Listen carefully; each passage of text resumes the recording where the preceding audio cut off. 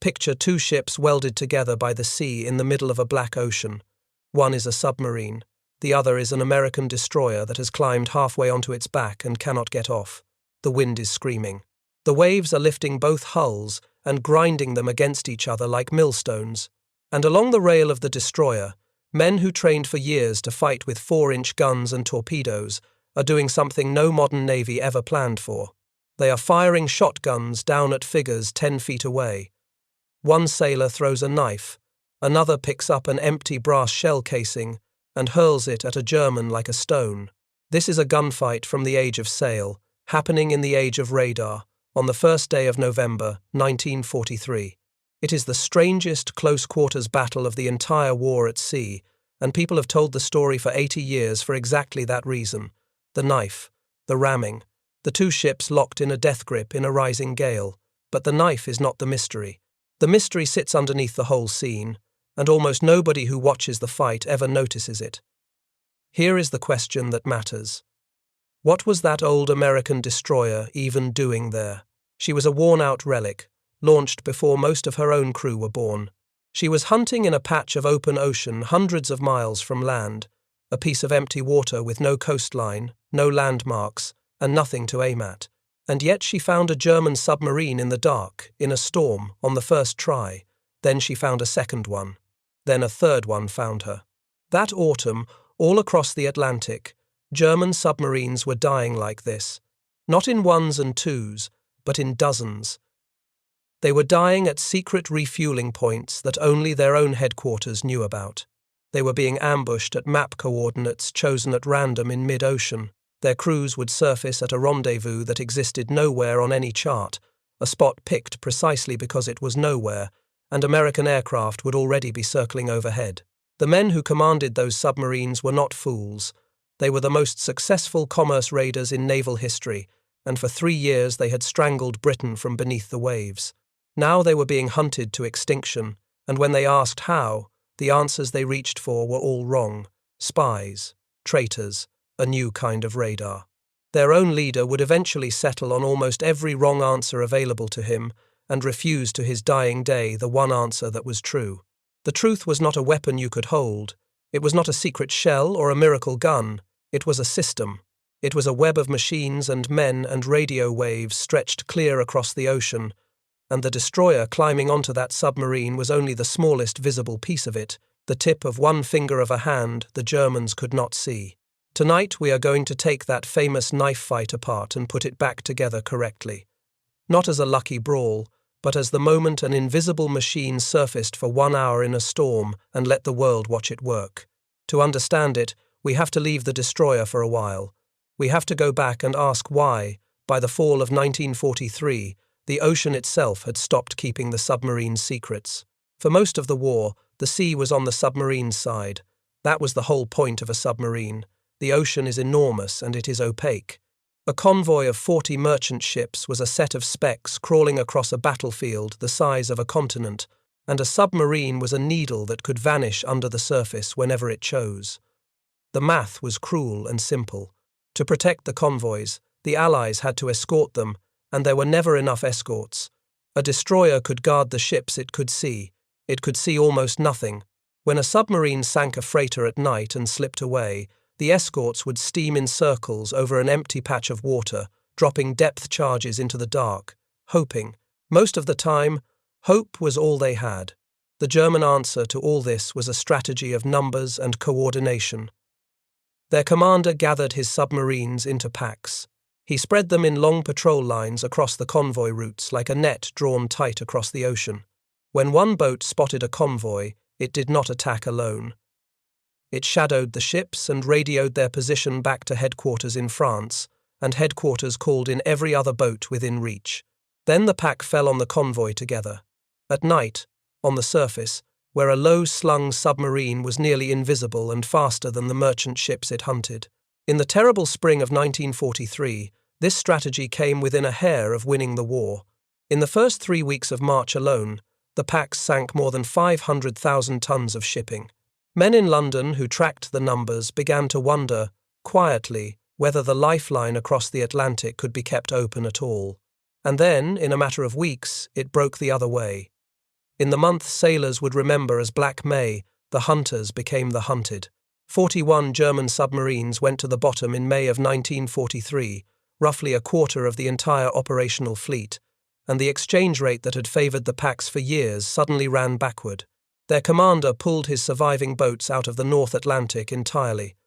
Something had changed, and it had changed with terrifying speed. The submarine had not gotten worse. The ocean had gotten transparent. And the first piece of that transparency was a ship so humble that professional naval officers had laughed at the idea of it. It was a small aircraft carrier, not one of the great fleet carriers with a famous name and a 1,000-foot deck. It was a squat, slow, ungainly thing built on the hull of a merchant ship, a flight deck bolted onto a cargo vessel, so unglamorous that the men who sailed on the type called them jeep carriers and baby flatops and, less kindly, Kaiser coffins, after the industrialist who mass-produced them. They were cheap. They were built by the dozen in the same yards that had been turning out freighters. They carried only a couple of dozen aircraft. In a stand-up fight against a real warship, they would not have lasted an afternoon. But that was not their job. Their job was to give the hunters something they had never had before: an eye that could fly. This was the idea that changed the arithmetic. A convoy escort could only see to the horizon. An aircraft from one of these little carriers could see for 100 miles in every direction, and a submarine on the surface, charging its batteries or racing to catch a convoy, was horribly exposed from the air. The escort carrier did not have to wait for the submarines to come to a convoy. It could go out into the open ocean and hunt them where they lived, group a baby carrier together with a handful of destroyers, turn them loose, and you had something new in the world. A hunter-killer group, a team built for one purpose, which was to find submarines in the deep Atlantic and kill them. The United States built its first such group around a carrier named Bogue in the spring of 1943, and others followed through that summer, each one a small carrier shepherded by a few destroyers. One of them formed around an escort carrier called Card, and Card is where our story is heading, because one of the tired old destroyers assigned to guard her was the Borie. But a flying eye is only half of an answer. An eye can find a submarine.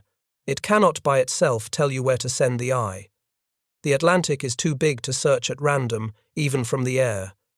You could fly 100 patrols over empty water and never see a thing. To make the hunter-killer group deadly, somebody had to whisper in its ear and tell it where to look, and the thing doing the whispering was the second hidden piece, the piece the Germans never saw at all, because you cannot see it. It travels through the air at the speed of light, and it is made of nothing but radio and mathematics. Every one of those German submarines carried a radio, and the whole pack strategy depended on it. That was the flaw hiding inside the German system, and it was buried so deep in the design that the men who ran the war could not bring themselves to look at it.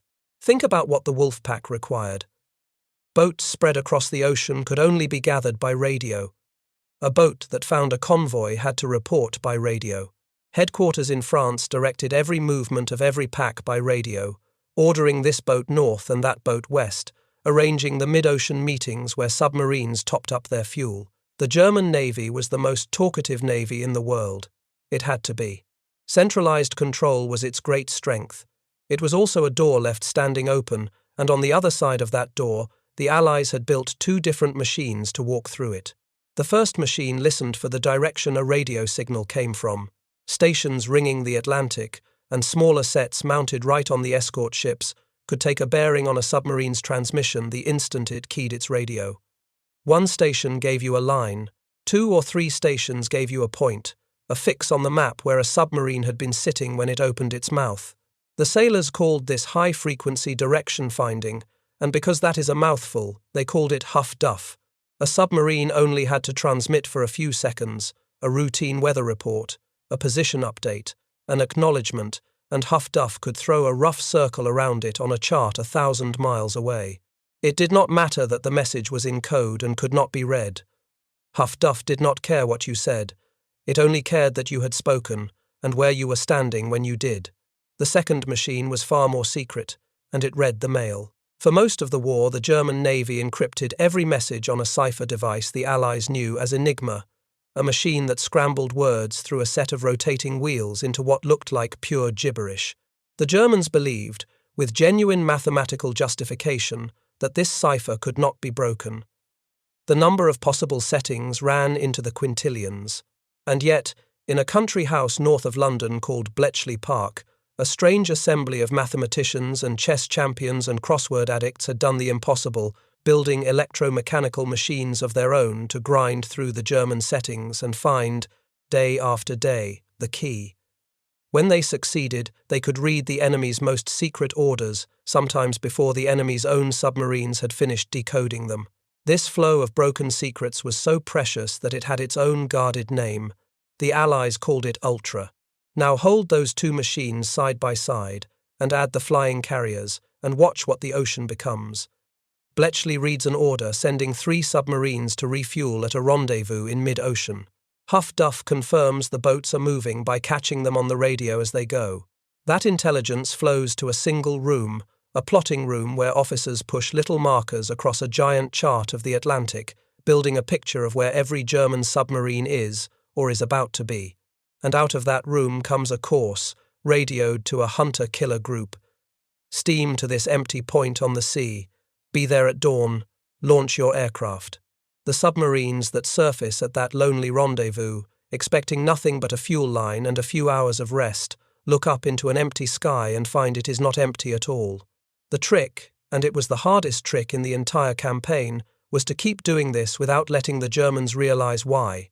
The hunter-killer groups had to arrive at these secret meeting points looking like bad luck, like coincidence, like anything at all except what they were, which was proof that the enemy was reading his mail. By the fall of 1943, that trick was tearing the heart out of the submarine fleet, and it was doing it by targeting the most valuable prey of all. The German boats that ranged far into the mid-Atlantic needed fuel, and they got it from a small number of enormous supply submarines, fat, slow tankers of the deep that the crews nicknamed milk cows. There were only 10 of them in the whole Navy. Each one could refuel dozens of fighting boats and keep a whole area of the ocean alive with submarines. Kill the milk cows, and you did not just sink one boat. You stranded every boat that depended on it. The plotting room understood this perfectly, and the hunter-killer groups were sent after the milk cows like assassins. The carrier Card became the deadliest of these assassins.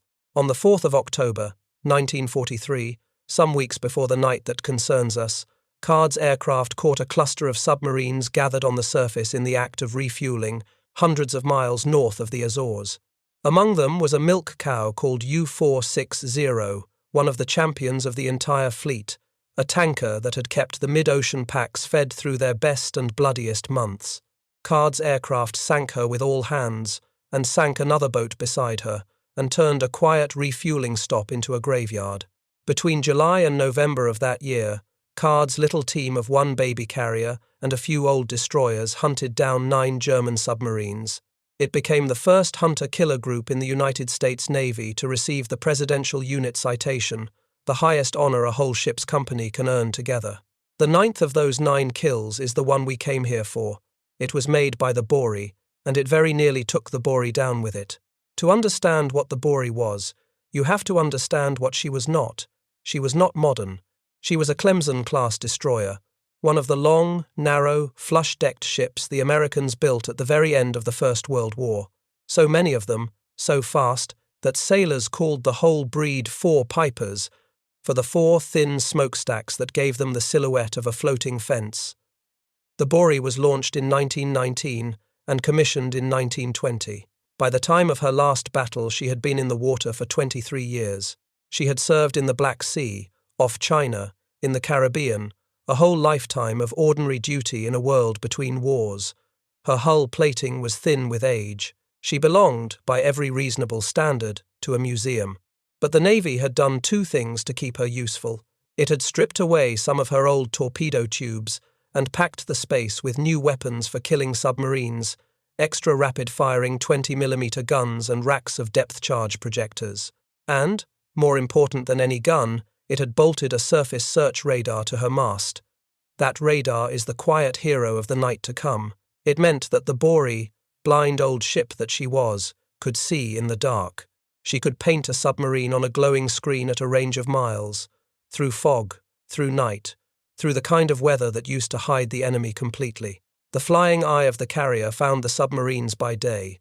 The radar let a single destroyer, sent off alone into the black, run one of them down at night. The man who would use that radar was almost as unlikely as the ship. His name was Charles Hutchins, and he was 30 years old, which made him, by common account, the youngest man commanding a destroyer in the United States Navy. He had graduated from the Naval Academy in 1936, served his 2 years, and then done something unusual for a professional officer. He had resigned his commission, gotten married, and gone home to Terre Haute, Indiana, to live a civilian life. Pearl Harbor pulled him back. He returned to the Navy as a reserve officer, a junior lieutenant, and joined the Borie as her second-in-command in the autumn of 1942. By the following summer, he had the ship. His crew were mostly reservists, too, weekend sailors and small-town volunteers who had trained together for 3 years until they ran their tired old ship like a family. One of them, a fire control man named Bob Marr, stood at his battle station high above the bridge, just below the ship's big searchlight, and he would live to write down what he saw. Much of what we know about the next few hours, we know because Marr survived to tell it. On the evening of the 31st of October, 1943, the Borie was detached from Card's screen and sent off alone on a hunt. Card's aircraft had jumped a pair of submarines earlier that day, sunk one, and lost the other in the weather. The carrier's captain, Arnold Isbell, wanted the survivor found and finished, and the Borie went south into a building sea to do it. Marr remembered the mood aboard as something close to eagerness. For once, they were the hunters and not the hunted, and it felt, he wrote, exhilarating. That feeling did not last the night. Shortly after 8 o'clock that evening, the radar found something. A contact at 6,500 yards, a hard little echo in the dark. The Borie worked up to full speed and closed in, and fired star shells to light the sea, and there she was, a German submarine caught on the surface. This first boat was a fighter, not a tanker, and she dove the instant the light found her. The Borie ran in and dropped depth charges, and a heavy explosion somewhere below knocked out her own sound gear for a few frantic minutes. The crew got it working again. They regained contact and attacked twice more, and forced the boat up once, and lost her again when she slipped back under before the guns could bear. After 3 hours of hunting, all the Borie had to show was a spreading slick of oil and the smell of fuel on the wind. Hutchins believed he had killed her, and signalled the carrier with the cheerful confidence of a young man having the night of his life. He was wrong, as it happened. That first submarine limped home to France. But the report barely mattered, because the Borie's real appointment was still ahead of her, less than an hour to the south. The seas were getting worse when the radar found the second contact, at a range of 8,000 yards. The Borie turned toward it and drove in hard, and this boat, like the first, submerged as the destroyer closed, vanishing from the radar screen. This was U-405. She was a Type 7C submarine, the workhorse of the German fleet, and she was commanded by a veteran named Rolf Heinrich Hauptmann, a man of 37 who had taken her to sea on every one of her war patrols, and was, by the account of his own crew, well-liked and highly skilled. Hauptmann had 48 men below decks with him.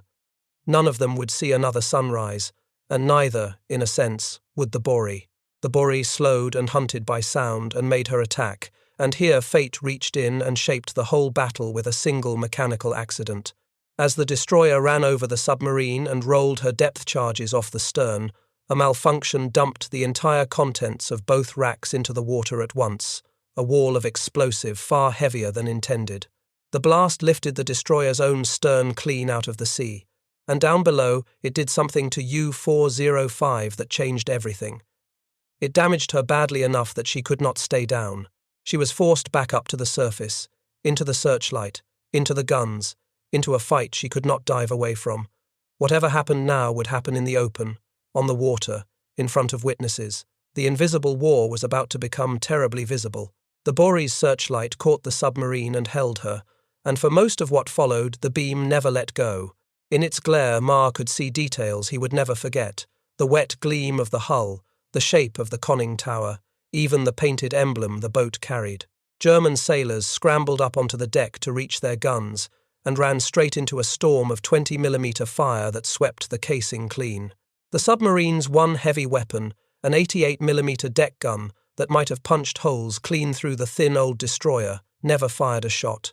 The very first aimed salvo from the Borie's 4-inch guns blew it off the boat and into the ocean before its crew could load. Whatever chance U-405 had of winning a straight gunnery duel died in those first seconds. But Hopman was not trying to win a gunnery duel. He was trying to survive. And he had one great advantage over the destroyer, which was that his boat could turn inside hers. A submarine on the surface is small and nimble. A destroyer is long and turns like a freight train.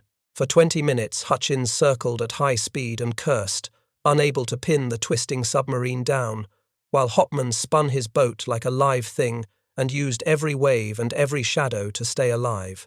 At one point, the submarine threw up a cloud of signal flares, and a man climbed onto the conning tower, waving his arms over his head, and it looked for all the world like surrender. Hutchins ordered his guns to cease fire, but one gun crew, near the galley, had pulled off their headphones in the din and never heard the order. Their gun fired one more time, and the man on the conning tower fell, and the fight roared back to life. Marr wrote that the sight of it haunted his sleep for months afterward. War at 10 yards does not leave clean memories. Then Hutchins made his decision. If he could not outturn the submarine, he would end the chase the oldest way there was. His voice came over the ship. "Stand by for a ram." The Borie drove in on the submarine's flank at 25 knots, aiming to cut her in half. Hopman saw it coming and threw his boat into a turn, and he almost slipped the blow. He turned too late by a heartbeat, and then the sea itself intervened one last time. A wave rose up under the destroyer's bow at the instant of impact and lifted her, so that instead of slicing down through the submarine, the Borie rode up and over her, crashing down across the submarine's foredeck and grinding to rest on top of it, the two hulls pinned together at a shallow angle, locked in place by the very seas that had thrown them together. For the next 10 minutes they could not separate, and in those 10 minutes the industrial age fell away. The submarine's deck was now a few feet below the destroyer's rail, close enough to see faces, close enough to read expressions. Down in the engine rooms the black gang stayed at their posts, and the main gun crews kept working, but everyone else on the Borie who could be spared grabbed whatever would kill a man at close range. This was not improvised panic. The executive officer, a lieutenant named Philip Brown, had drilled his men for months on exactly this kind of nightmare, the enemy alongside, the fight gone hand to hand. Now the drill came to life. Sailors lined the port rail with rifles and pistols and Thompson submachine guns and shotguns and poured fire down onto the submarine's deck. Any German who tried to reach a weapon in that storm of lead did not live to use it. A fireman named David Southwick threw his sheath knife at a man less than 10 yards away and killed him with it. A chief boatswain's mate named Walter Cruz snatched up an empty 4-inch shell casing, a heavy brass tube, and hurled it at another German and knocked him clean off the boat into the freezing sea. These are not legends. They are in the record, in the plain, flat language of men who were there. While the killing went on above, the sea was quietly killing the Borie from below. The two hulls, working against each other in the swell, ground together with the weight of thousands of tons behind them, and the destroyer's thin, tired plating began to give way. Steel that had been in salt water for 23 years crumpled and tore along her port side. When the ships finally wrenched apart and the Borie slid off the submarine's back, Hutchins learned the price of the ram. His whole port side was crushed and holed below the waterline. The forward engine room was flooding and could not be saved, and would soon fill completely.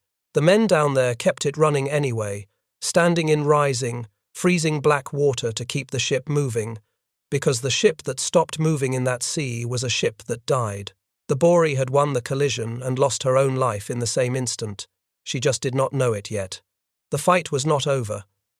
By the time the ships separated, most of the submarine's crew were dead or wounded, but Hopman was still alive and still trying to run. He opened the range, and that was a mistake, because at 400 yards the Borie's guns could speak clearly again, and they hammered him. The destroyer fired a torpedo, which missed in the heaving seas. The submarine spun into another tight circle that the wide-turning destroyer could not follow, and as she turned, Hutchins saw the one thing left that could still kill him. The submarine's stern torpedo tube kept swinging around to point straight at his ship. One good shot from that tube would finish the Borie. So Hutchins did something clever and cold-blooded. He switched off the searchlight and let the darkness swallow them both, gambling that Hopman, suddenly unable to see the destroyer, would try to flee rather than fight, and would turn that dangerous stern away. It worked. The Borie surged back up to full speed, snapped the light back on, and found the submarine trying to escape. When U-405 swung around to make a last desperate ramming attempt of her own, Hutchins hauled his ship hard to the left and kicked his stern in close and fired a full pattern of depth charges from his side projectors.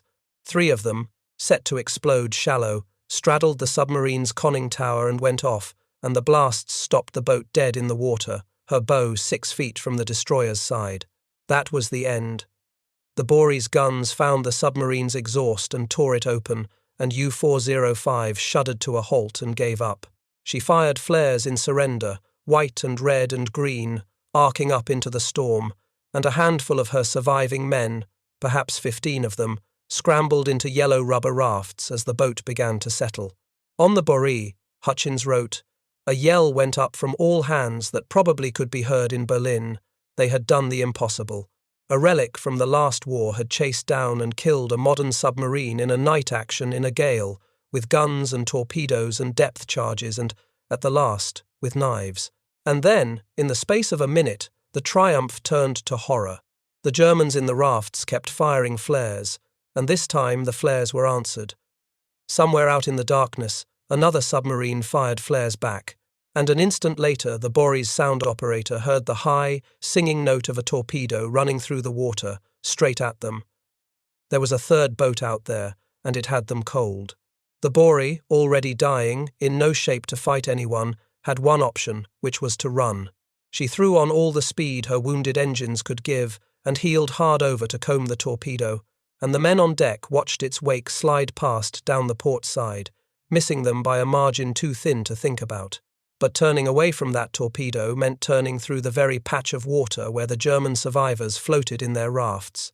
In the black and the storm and the desperate zigzag for their lives, the Borie went through them.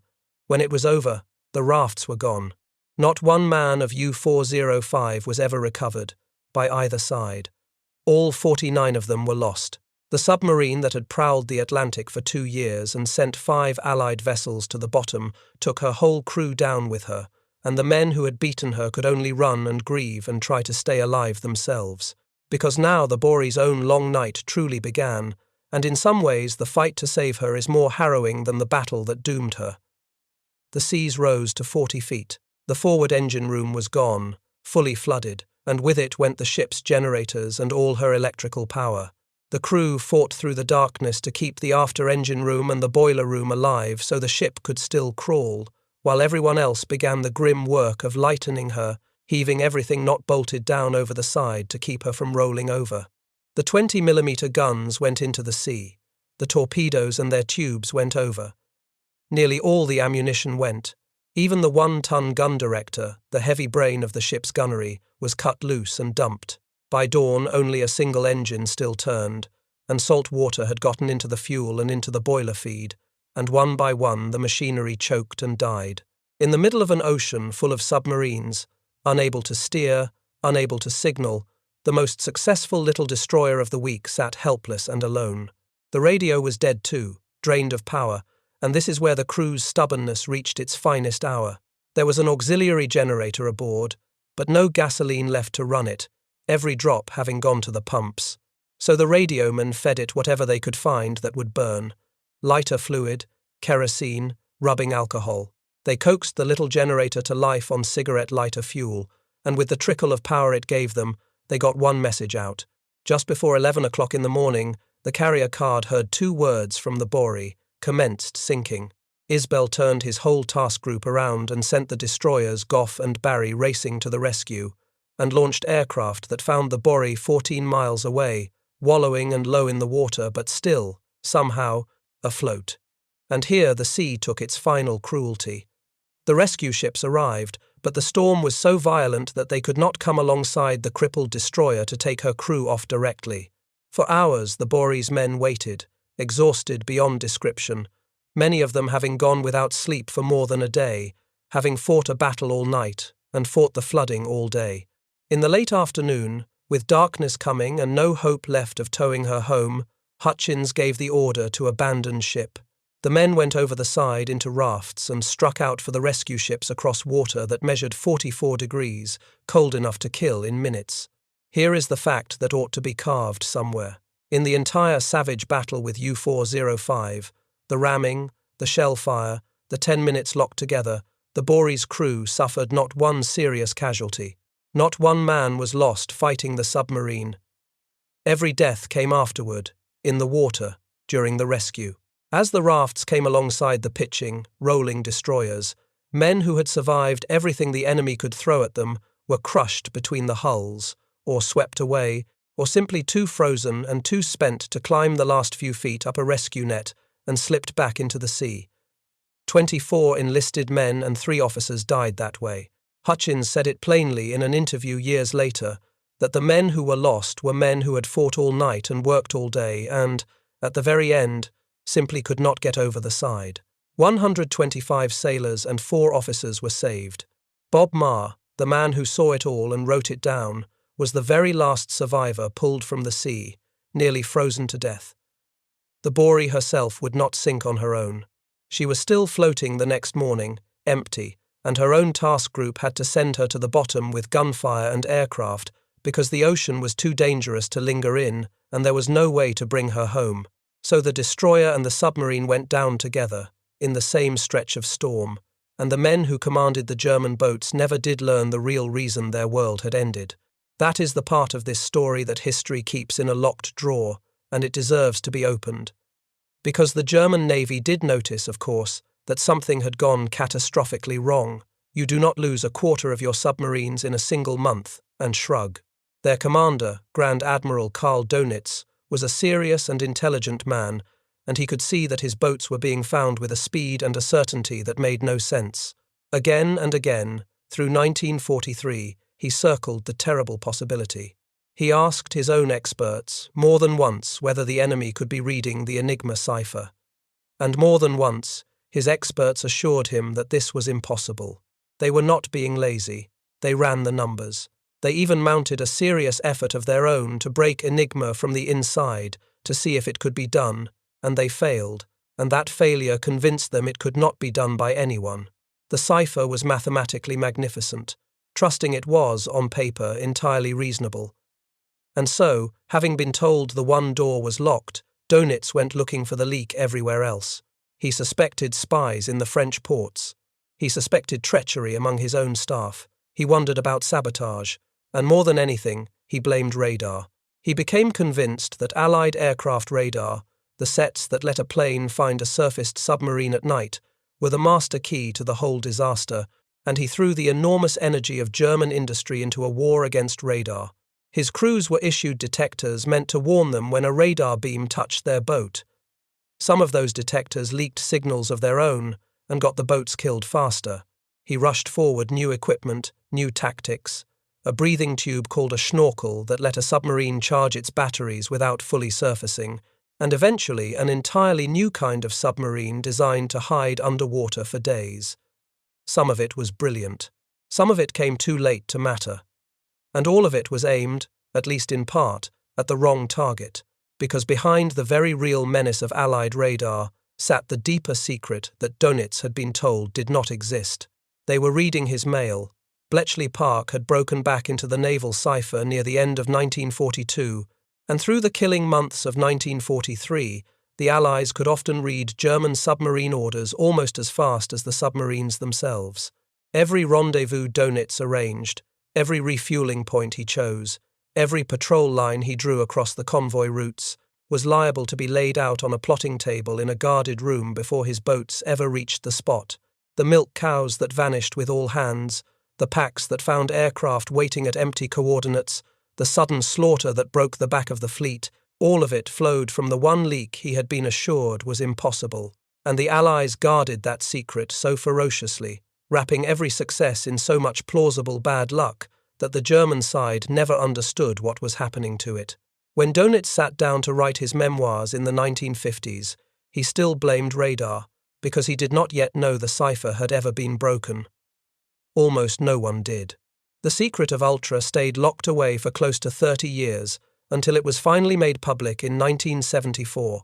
Donitz lived to hear it.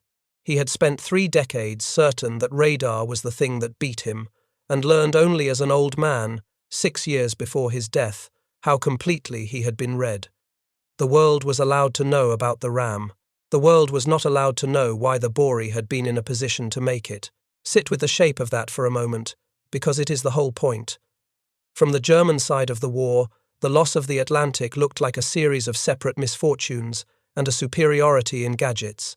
A better radar here, a run of bad luck there, a traitor, maybe, somewhere in the chain. Their experience gave them categories for all of those things. It gave them no category at all for the truth, which was not a gadget or a traitor, but a structure, a whole invisible architecture of codebreakers and radio hunters and cheap little carriers and tired old destroyers, all wired together and pointed at the sea. When a machine like that reaches out and touches you, and you cannot see the machine, it does not feel like losing to a better system. It feels like being cursed. And a man who feels cursed goes looking for the witch and finds spies and traitors and enemy radar, and never once looks at the radio in his own hand or the cipher he trusts with his life. There is a hard irony folded into all of it. The very thing that made the German submarine fleet so dangerous, the tight central control, the constant coordination, the packs summoned and steered by radio from a single headquarters, was the thing that destroyed it. A fleet that talked less could not have hunted in packs and could not have come so close to winning. But a fleet that talked that much could not keep a secret and could not survive an enemy who had learned to listen. Donitz built his strength and his weakness out of the same wire, and by the autumn of 1943, his enemy owned the air that wire ran through. As for the people, the war scattered them the way it scattered everyone. Charles Hutchins, the 30-year-old reserve officer who had left the Navy for a quiet life in Indiana and been pulled back into it, received the Navy Cross for that night, pinned to his chest on the deck of the Card by the Commander-in-Chief of the Atlantic Fleet himself, while the whole task group looked on. The escort carrier's captain, Arnold Isbell, was honored for the campaign and went on to greater commands, and later gave his own life in the Pacific, a reminder that the men who won the Atlantic did not all live to see the peace. Bob Marr, the fire control man who watched the battle from beneath the searchlight and was hauled half dead from the freezing Atlantic, lived a long life and finally wrote his account down so that the men who did not come back would not be only a number in a report. And the number is worth repeating once, in full. 49 German sailors on U-405, 27 Americans on the Borie, 76 men who died in a single stretch of storm over a submarine's grave, most of them not from enemy fire at all, but from the sea. The Borie left one more small legacy, a practical one. When the Navy studied how she died, crushed along her thin old bow and flank, it concluded that ships like her needed to be stronger up forward, and other aging destroyers had their bows reinforced with steel and concrete because of what happened to her. She taught a lesson with her own broken hull, and the larger lesson, the one that outlived the ship and the men and the war, is the one worth carrying out of here. The battle everyone remembers for a thrown knife was decided long before the knife was thrown. It was decided in a plotting room and in a country house full of mathematicians and on the deck of a homely little carrier that professional sailors had once thought was a joke. The knife was real. The courage was real. But the reason a worn-out destroyer was floating in exactly the right patch of empty ocean on exactly the right night was never courage and never luck. It was a machine made of information, and the men inside it were not data points. They had names, and they earned every ounce of the glory that history handed to the visible parts of the fight. They simply never knew, most of them, how much of that glory was built on a secret they were not allowed to share. Every time a modern warship tracks a target it cannot see, folds together radar and radio intercepts and code-breaking and aircraft into a single picture of a hidden enemy, it is doing what that plotting room did with markers and string in 1943. The Borie was the sharp end of the first version of that machine. She was the part that could bleed. If this story moved you, the best thing you can do is say the names out loud where other people can hear them. Hutchins, Marr, Southwick, Cruz, Brown, Hopman and his 48, on the other side of a fight none of them chose. They deserve to be more than a knife in a legend. They deserve to be remembered as what they were: the human beings at the front of an invisible war, standing in the storm, doing the impossible, and never told the whole reason they could.